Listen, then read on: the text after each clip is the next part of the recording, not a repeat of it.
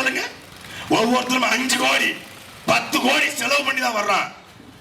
Whistle அடிச்சுக்கிட்டு ஒரு whistle அடிச்சுட்டு போயிட்டு இருக்கான். ஒரு அம்மா குப்பையை தூக்கி ஓடி வந்துருச்சு. குப்பைக்காரன் வந்திருக்கான். நல்ல விட கொட்டால அவங்க முகத்துல. நானும் என் வீடா இருந்தா நான் கொட்டி விட்டுருப்பேன். விசில் ஊதினா சளி தொல்லை போயிடும். யாரு? Sengottaiyan MD paediatrician. Sengottaiyan doctor Sengottaiyan. Whistle ஊதினா சளி போயிடும். அப்படியா? அப்ப மெடிக்கலை பூரா இழுத்து மூடிடலாமா? அப்பல்லோ காவிரியை பூரா மூடிட்டு அப்ப விஜய் வந்து வாயில விஜயோட வாயில விசில வச்சு திருறாப்படி. அவருக்கு அவ்வளவு சளி பிடிச்சிருக்கா? அது சளி இல்ல, தமிழ்நாட்டின் சனி. அது விசில ஊதுனா சளி பிடிக்காது, சனி தான் பிடிக்கும். அது ஊதிக்கிட்டு ஊர் ஊரா வர்றாங்க. ஆனா சின்னத்தை கொடுத்துருக்காம பாருங்க தேர்தல் ஆணையம். விசில் அடிச்சாங்க குஞ்சுகளுக்கு விசில் சொன்னோம். செத்து கொண்டிருக்கிற விவசாயிகளை உயிரை கொடுத்தாது நாம் தமிழ் பிள்ளைகள் காப்பாற்றும் என்று எங்களுக்கு இந்த சின்னம். அது ஒரு சீட்டி கும்பல் அடிப்பான், கத்துவான், கூப்பாடு போடுவான், திரையரங்களை அடிச்சுக்கிட்டு இருந்தான். இப்ப தெருவில் அடிக்கிறான்.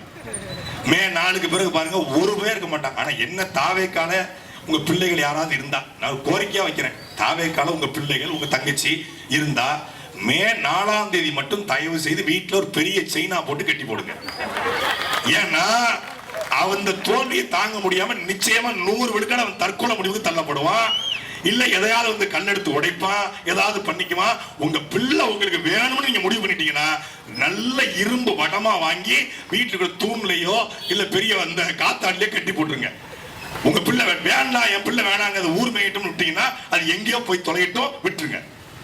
கண்டிப்பா செய்வான். ஏன்னா பைத்தியமா இருக்கிறான். இன்னொரு தம்பி சொன்னான், 6 மணிக்கு மேல கூட்டம் போடுறதுக்கு இன்னொரு காரணம் இருக்குண்ணே. ஏன்னு கேட்டேன். நான் சொல்றான், யாருமே வந்து வீட்டுல சொல்லிட்டு வர்றது இல்லைண்ணே.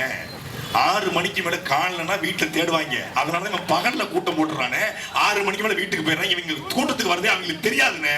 அப்பா அம்மாவுக்கு தெரிஞ்சா அப்பா அம்மா வந்து அடி பிச்சு வாங்கி தெரிஞ்சுதான் பகல்ல கூட்டம் போடுறான். ஒரு பையன் கேட்கறாங்க, ப்ரோ தளபதி அண்ணாவுக்கு பெரம்பூர்ல 7 மணிக்கு ஓட்டு போட்டுட்டு திருச்சி கிழக்குல போய் ஓட்டு போடுறதுக்கு ஏதாவது ஆப்ஷன் இருக்கிறப்போ வாட் இஸ் த ப்ரொசீஜர் ப்ரோன்னு கேட்கறான். அந்த பையன் கீழே வந்து கேட்கறான், சரிடா உனக்கு எந்த ஊர்லடா உனக்கு ஆதார் கார்டு இருக்குடா அப்படின்னு கேட்கறான். எனக்கு ஈரோட்ல இருக்குடான்றான். உனக்கு என்னடா வயசுன்னு கேட்கறான். 17 வயசுங்கிறான். 17 வயசுல ஈரோட்ல இருக்கிற பையன் பெரம்பூர்லயும் திருச்சிலையும் ஓட்டு போடலாம் நம்பலாம் பாருங்க. அவன் தான் அவனுடைய ஆட்கள். அவன் கூட்டம் தற்குறி கூட்டம் என்பதற்கு காரணம் அதுதான்.